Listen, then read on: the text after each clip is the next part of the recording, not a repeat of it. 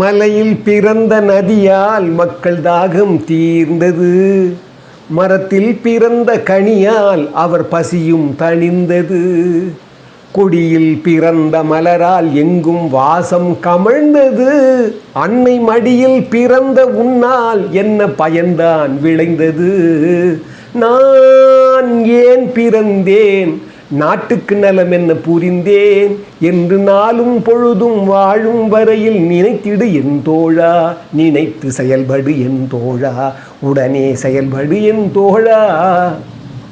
அற்புதமானவர்களே, இந்த ஈகையை பற்றி நீங்கள் வாழ்க்கை திறவுகளில் இதை தான் பகிர்ந்துக்கலான்னு ஆசைப்பட்டேன். இது பல தடவை நான் சொல்லியிருக்கிறேன், ஆனாலும் மறுபடியும் நினைவுபடுத்துகிறேன். புத்தர் எப்போவுமே என்ன பண்ணுவாராம், சில விஷயங்களை அடிக்கடி நினைவுபடுத்துவாராம். ஏன்னா சொல்லும்போதே ஒரு பிரசங்கத்திலே ஒரு 3 தடவை சொல்லுவாராம். என்ன காரணம் சொல்கிறாங்க, ஒரு முறை நான் சொல்லும்போது நீ வேறு எங்கே கவனம் வச்சுருப்ப, 2வது தடவை நான் சொல்லும்போது என்னை மட்டுமே பார்த்துருப்ப, 3வது முறை சொல்லும்போதாவது என்னை பார்க்குறது இல்லாமல் கவனம் இல்லாமல் நான் என்ன சொல்கிறதுங்க நீ கவனிப்பேன்னு சொல்லுவாராம். அந்த மாதிரி சில விஷயங்களை அடிக்கடி நினைவுபடுத்துறது தப்பு இல்லை. இன்றைக்கி இந்த கொடுக்குற விஷயத்தை பற்றி சொல்கிறதுக்காகத்தான் இந்த பகுதியை நான் இந்த வாழ்க்கை திறவுகோலை சொல்கிறேன். என்னைக்கு நான் எப்பவுமே சொல்லுவேன் இல்லையா, வாழ்க்கை திறவுகளில் உள்முகமாக போனங்க, உள்முகமாக போங்க, உள்முகமாக போனால் தான் உங்களுக்கு அது தெரியும்னு சொல்லுவேன் இல்லையா. அந்த உள்முகமாக போகிறதுக்கு முன்னால் வெளிமுகமாக நீங்கள் போக முடியலன்னு வச்சுக்கோங்க, கொடுத்து பாருங்கள், உங்கள் உள்முகம் தானாகவே திறந்துடும். என்ன சொல்கிறாங்க, உலகத்தில் ஒப்பற்ற ஆன்மீக நேயர்களும் ஆன்மீக சாதனையாளர்களும் சான்றோர்களும் சொன்னதெல்லாம் என்னென்னா, கொடுங்க கொடுங்க கொடுங்கன்னுவார். கொல்லாமையில் விற்பார் ஐயா. கொல்லாமைன்றது ஒரு அதிகாரம், கொல்லக்கூடாது.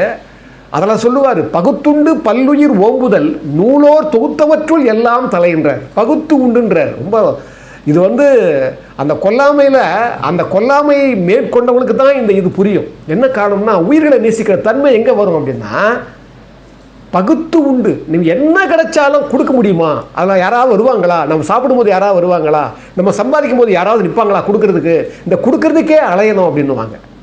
அதுக்கு உதாரணமாக வாழ்ந்தவர் தான் நம்மளோட புரட்சித் தலைவர் பொன்மனச்செம்மல் எம்ஜிஆர் அவர்கள். அவரை பற்றி வாலி சார் ஒரு படத்தில் எழுதியிருந்தார்.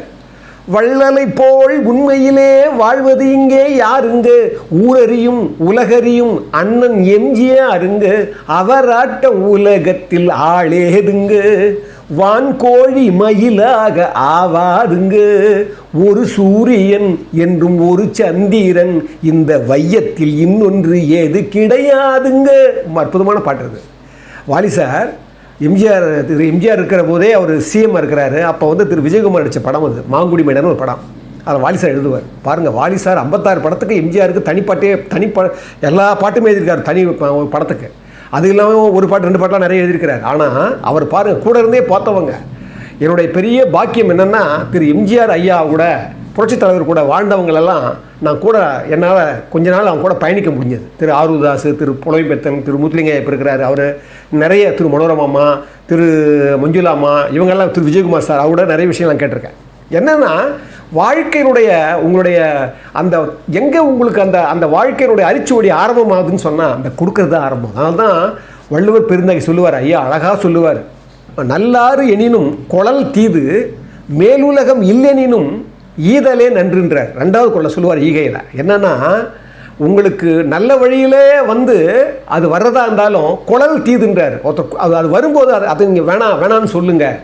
அதே போல் மேலுலகம் இல்லைனும், இந்த பாவ புண்ணியம், மேலுலகம் கீழுலகம் சொல்கிறோமில்ல, வைகுண்டம் சொர்க்கம்லாம் சொல்கிறோமில்ல, அது இல்லைன்னா கூட பரவாயில்ல, கொடுக்கறதே நன்று அப்படின்னுவார். ஏன்னா இந்த கொடுக்கறத பற்றி அந்த ஈகையை நீங்கள் பார்த்தா தான் தெரியும்.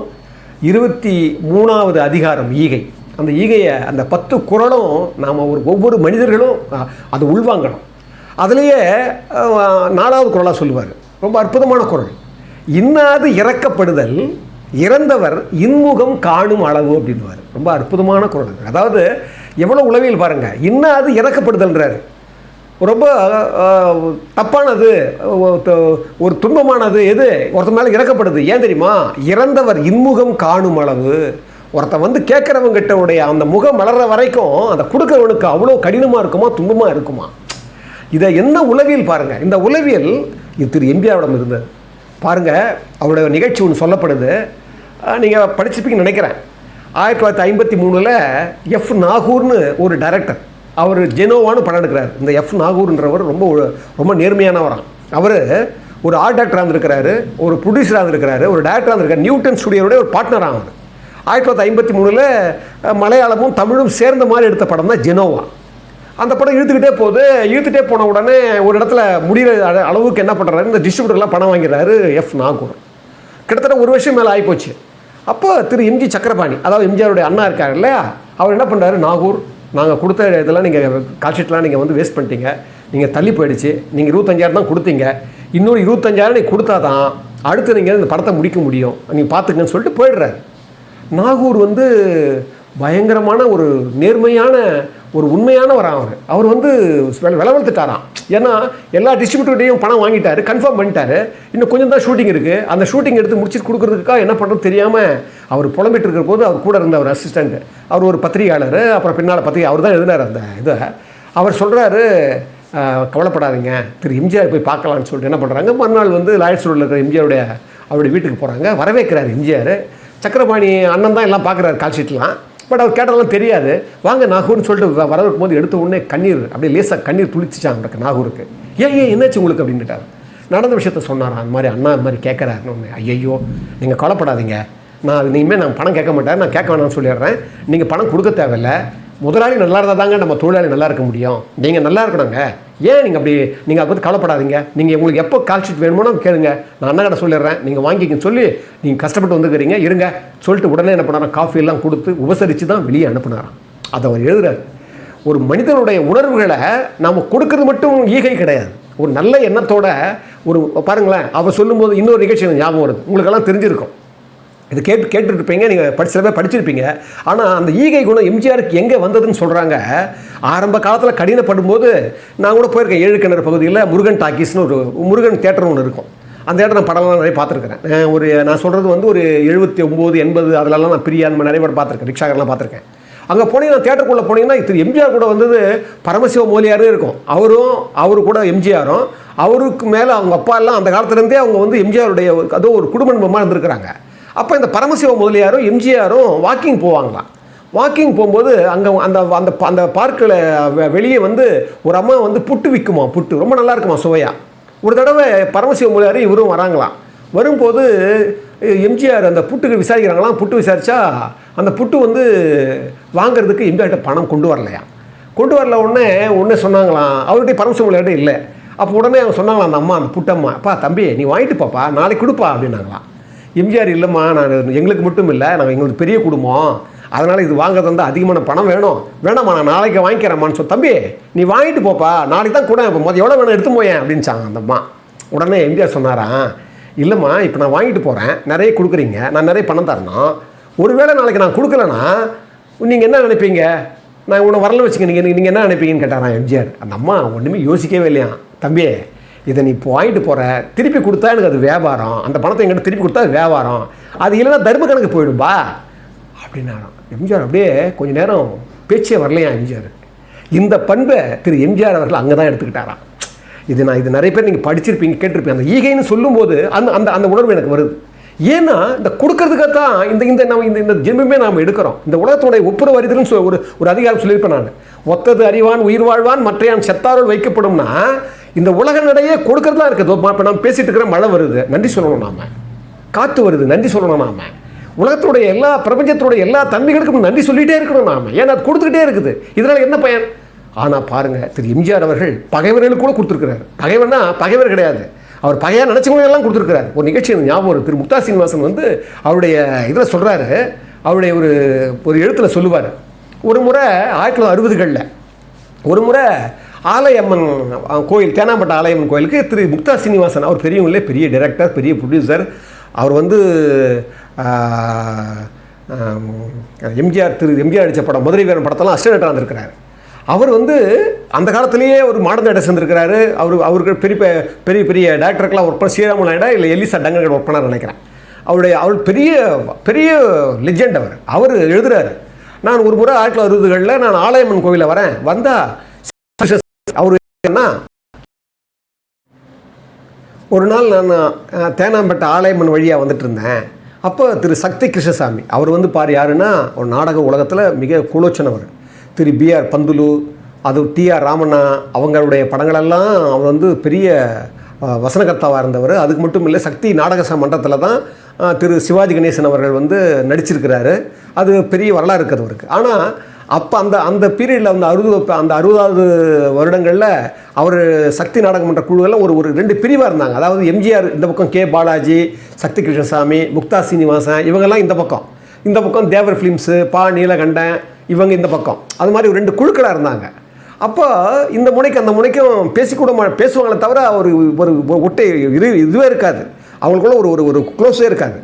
அந்த சமயத்தில் இவர் பார்க்கும்போது என்னென்ன சோகமாக இருக்கிறீங்கன்னு கேட்டாராம் முக்தா. யார்? சக்தி கிருஷ்ணசாமி ஐயாவை.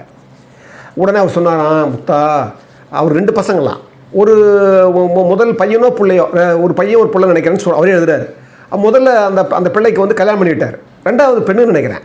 அவர் சொல்கிறாராம், முதல்ல கல்யாணம் பண்ணிட்டு இப்போ 2வது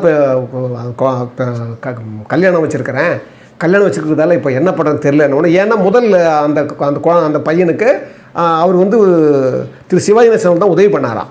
அப்போ திருப்பி அவர்கிட்ட கேட்க முடியாதுன்றதால இப்போ 2வது பொண்ணு கல்யாணம் பண்ணணும், என்ன பண்ணுறதுன்னு தெரியல அப்படின்னு அவர் வருத்தப்பட்டாராம். அப்போ உடனே திரு முக்தா சீனிவாசன் ஒன்றுமே சொல்லலையாம். நீங்கள் ஏன் திரு எம்ஜிஆரை பார்க்கக்கூடாது அப்படின்னாராம். உனக்கு என்ன கிறுக்கு பிடிச்சிருக்கா முக்தா? நான் திட்டினாராம். யார்? சக்தி கிருஷ்ணன். உங்களுக்கு என்ன கிறுக்கு பிடிச்சிருக்கா? நாமெல்லாம் சிவாஜி கணேசனுடைய முகாமில் இருக்கிறோம், அவர் அந்த முகாமில் இருக்கிறார், நம்ம எதாவது கேட்டோம்னா கோவப்படுத்த சொல்கிறேன் அவரை, உங்களுக்கு என்ன பைத்தியம் முடிச்சிருக்கான்னு சொன்ன உடனே, இல்லைண்ணே அவர் அப்படிப்பட்ட நினைக்கிறவர் கிடையாதுண்ணே, நீங்கள் முயற்சி பண்ணலாண்ணே அப்படின்னு சொல்லிட்டு அவர் போயிட்டாராம். யாரும் புத்தகம் போயிட்டாராம். அவர் போன பிறகு இவர் என்ன பண்ணியிருக்கிறாரு சக்தி கிருஷ்ணன், ஏன் அந்த மாதிரி ஒரு முயற்சி பண்ணலாமேன்னு சொல்லி என்ன பண்ணுறாராம், திரு எம்ஜிஆருக்கும் இவருக்கும் தெரிஞ்ச ஒரு நண்பர் மூலமாக திரு எம்ஜிஆர் தெரியப்படுத்தினாங்களாம். ஒன்றுமே சொல்லலையா திரு எம்ஜிஆர். உடனே மறுநாளே திரு சக்தி கிருஷ்ணசாமியை ராமவரம் தோட்டத்துக்கு வர சொன்னாராம்.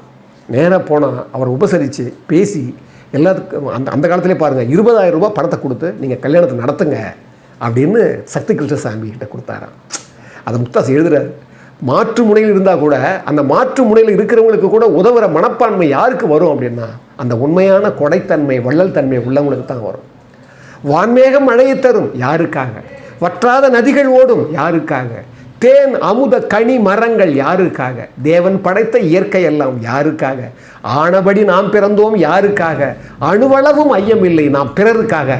அப்படி பிறருக்காகவே வாழ்ந்த ஒரு பெரிய கொடைவள்ளல் மட்டும் இல்லைங்க, குமணவள்ளல்ங்க திரு எம்ஜிஆர் அவர்கள். ஒரு முல்லைக்கு தேர் தந்த பாரி மன்னன் நம்ம படிச்சிருக்கிறோம். நீங்கள் வந்து ஒரு சிபி சக்கரவர்த்தி, ஒரு புறாவுடைய அடைக்கலத்துக்காக தன்னுடைய சதைகளையே அறுத்து கொடுத்த சிபி சக்கரவர்த்தி பற்றி நம்ம படிச்சிருக்கிறோம். குமணவள்ளல் தன்னோட தலையே கொடுக்க முன் வந்த ஒரு புலவருக்காக கொடுக்க வந்த அந்த குமணவள்ளலை படிச்சிருக்கிறோம்.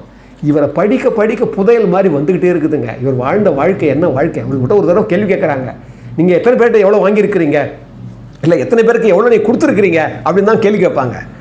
நான் எங்கெங்க கொடுத்தேன், நான் எத்தனை பேர்கிட்ட வாங்கியிருக்கேன்னு சொல்லுங்கள், அதுக்கு நான் கணக்கு வச்சுருக்கிறேன் அப்படின்னுவார். எவ்வளோ தன்மை பாருங்கள். இதை ஏன்னா கிருபானந்த வாரியார் ஐயா வந்து ஒரு அற்புதமான ஒரு நிகழ்ச்சியை சொல்லுவாங்க. கிருபானந்த வாழ்க்கை வரலாறு இருக்கும் அது. அவர் ஒரு முறை இங்கே நம்ம சென்னையில் வண்ணாரப்பேட்டைக்கு போகிறார். அவர் பெரிய கொடைவள்ளல். அவர் இந்த கொடைவள்ளலை போய் பார்க்க போனால் அங்கே எப்போவுமே பலாப்பழத்தில் ஈ முக்கிற மாதிரியே என்ன பண்ணுவாங்களாம், நிறைய அந்த புலவர்கள் நிறைய ஆன்மீகவாதிகள் எல்லாம் முச்சிட்டே இருப்பாங்களாம். அவர் என்ன பண்ணுவாராம், எப்போவுமே பணத்தை அவர் கொடுக்கவே மாட்டாராம், கையில் கொடுக்க மாட்டாராம். ஒரு தாம்பாள தட்டில் அந்த பணத்தை வச்சு எடுத்துக்க சொல்லுவாராம். எல்லாம் எடுக்கும்போது கவனிக்கிறாரு வாரியார் சுவாமிகள். போயிட்டு என்ன பண்ணுறாராம், போய் எல்லோரும் போன உடனே, ஆமாம் இது என்ன நீங்கள் இப்படி செய்கிறீங்கன்னு சொன்னவனே, இல்லை எப்போவுமே கொடுக்குற கை மேலே இருக்கணும், வாங்குகிற கை கீழே இருக்கணும்னாராம். இவருக்கு புரியலையா வாரியார் சுவாமிகள், நீ கொடுக்குற கை எங்கே மேலே இருக்குது, கீழே தானே இருக்குது, இப்படி தானே கொடுக்குறீங்க அப்படின்னாராம். அதுக்கு அவர் சொன்னாராம், அந்த வள்ளல், இது வந்து அப்படி இல்லை, நான் கொடுக்குற கைன்னா நான் கொடுக்கல, அவங்க தான் எனக்கு கொடுக்குறாங்க. என்ன புரியலையே, நீங்கள் தான் கொடுக்குறீங்க, அவங்க கொடுக்குறேன்னு சொல்கிறீங்களே என்னாராம் வாரியார் சுவாமிகள். அதுக்கு அவர் சொன்னாராம், அது இல்லை, இங்கே வர்றவங்களெல்லாம் புலவர்கள் ஆன்மீகவாதிகள், அவங்களெல்லாம் பல சேத்திரங்களுக்கு போய் பல குளங்களெல்லாம் நல்ல அற்புதமான நீராடிட்டு எல்லா சாமிகளையும் பார்த்துக்கிட்டு அவங்கெல்லாம் ஒரு ஆன்மீக தீட்சை பெற்றவங்க. இந்த புலவர்களெல்லாம் தமிழில் வந்து பெரிய பெரிய பெரிய அறிஞர்கள் அவங்கெல்லாம் வந்து எங்கிட்ட அருளை கொடுக்குறாங்க, நான் பணத்தை தான் வந்து அதை கொடுத்து அந்த அருளை வாங்குறேன். நல்லா கவனிங்க, அற்பமான நான் பணத்தை கொடுத்துட்டு பெரும் புண்ணியமான அந்த அருளை வாங்குறேன் இல்லையா, அதனால் அந்த பெரும் புண்ணியமான அருளை வாங்குறதுக்காக அவங்க கை மேலே இருக்குன்றதுக்காக தான் நான் அது பண்ணுறேன் அப்படின்னாராம். உடனே வாரியார் சாமிகள் சொல்கிறார், இந்த அற்புதமான குணம் உங்களுக்கு எப்படி வந்தது அப்படின்னு. அதுக்கப்போ சொல்கிறார், இந்த அற்புதமான குணம் வந்தது மட்டும் இல்லை, எப்போவுமே கொடுக்குறேங்கிற எண்ணத்தை கூட நாம் வச்சுக்கூடாது, அதில் தான் ஆணவம் உதயமாகுது. அந்த கொடுக்குறேன்ற எண்ணம் நினைப்பு தான் ஆணவத்தை உருவாக்கி அதன் மூலமாக கோபத்தை உருவாக்கி அதன் மூலமாக பொறாமையை உனக்கு உருவாக்குது. அதனால் அந்த எப்போவுமே அந்த கொடுக்குறன்ற தன்மை கூட இழந்துடணும். அது எம்ஜிஆர் அவர்கள் தான் பண்ணார். அவரை பற்றி நம்ம இன்றைக்கி எவ்வளோ பேசுகிறோமே தவிர நான் இங்கே அவ்வளோ கொடுத்தேன் அங்கே அவ்வளோ கொடுத்தேன் எந்த பதிவுமே கிடையாதுங்க. இது வரைக்கும் யாருமே வாங்கினவங்க தான் சொல்லிட்டுக்கிறாங்களே தவிர அவர் பதிவு கூட பண்ணி வைக்கலைங்க. இதுதாங்க திரு எம்ஜிஆர் அவர்களை நினைக்க நினைக்க நினைக்க நினைக்க அவரை சிந்திக்க சிந்திக்க சிந்திக்க ஊறுற எண்ணம் என்னன்னா அவர் சாதாரணமான பிறவி இல்லைங்க. அது எத்தனை ஜென்மத்தில் எத்தனை பிறவியில் என்னென்ன மாதிரியெல்லாம் புண்ணியம் பண்ணாரோ இந்த புண்ணியம் இந்த புண்ணியம் 70 வயது தான் வாழ்ந்திருக்காரு. அவர் கிட்டத்தட்ட 700 வருடங்கள் வாழ்ந்துட்டு போன ஒரு அற்புதமான நிலையை உருவாக்கிட்டு போயிருக்காரு. அவர் செய்கிற பாதையில் அவர் செய்த செய்கையில் நம் பக்தர்களாக நாம் எல்லாம் கொடுக்கணுங்க கொடுத்துட்டே இருங்க. உங்களால் என்ன முடியுமோ அதை கொடுத்துக்கிட்டே இருங்க. அதை கொடுக்கத்தான் இந்த உள்ளம் விரியும்னு சொல்லி இந்த வாழ்க்கை திறவுகளில் நீங்கள் உள்முகமான பயணம் போகிறதுக்கு வெளிமுகமான இந்த கொடுத்தல் தான் உங்களுடைய உள்முக கதவை திறக்கும் என்று சொல்லி இந்த அற்புதமான இந்த வாழ்க்கை திறவு நிறைவு செய்கிறேன். நண்பர்களே, அன்புடையவர்களே, அற்புதமான இந்த தமிழ் தீக்கு உங்கள் உதவியெல்லாம் ரொம்ப ரொம்ப அற்புதமாக எனக்கு தோணுது. ஏன்னா இதை நீங்கள் மேன்மேலும் இந்த நன்மையையும் தர்மத்தையும் சத்தியத்தையும் உண்மையையும் நம்ம இந்த உலகமெல்லாம் பரப்புறதுக்கு தான் இந்த தமிழ் தீ மாதிரி பரவணுன்றதுக்காக தான் இந்த தமிழ் தீயை நாங்கள் இயக்கிறோம். இந்த தமிழ் தீக்கு உங்களால் நீங்கள் நிறைய சப்ஸ்கிரைப் பண்ணியிருக்கீங்க, நிறைய ஷேர் பண்ணுங்கள், நல்ல கருத்துக்களை எல்லார்ட்டும் ஷேர் பண்ணுங்கள். இதுதான் ரொம்ப முக்கியமானது. முடிந்தால் கமெண்ட்ஸ் போடுங்க. அது மட்டும் இல்லைங்க, நீங்கள் உங்களுக்கு உதவக்கூடிய நிலையில் இருந்தீங்கன்னா அந்த எண்ணம் இருந்ததுன்னா நீங்கள் நிச்சயமாக இதுக்கு உதவுங்க. உங்கள் சிறிய உதவியாக இருந்தால் கூட எங்களுக்கு பெரிய உதவியாக இருக்குது. ஏன்னா நாங்கள் இது நாங்கள் நிச்சயமாக ஒரு பணத்துக்காக இதை ஆரம்பிக்கவே இல்லை. இது வரைக்கும் நான் ஒரு 350 வீடியோ மேலே நான் பகிர்ந்துருக்கிறேன். எல்லாமே நம்மளோட சமூகம், நம்முடைய நாடு, நம்ம தேசம், நம்மளோட உலகத்தில் இருக்கிற எல்லா மக்களும் ஓர் இனம்ன்ற நினைக்கிற நினைப்போட தான் நான் இதை உங்களுக்கு பகிர்ந்துக்கிறேன். எனவே உங்களால் முடிந்தால் நிச்சயமாக அந்த உதவி ஏற்றுக்க தயாராக இருக்கிறேன்.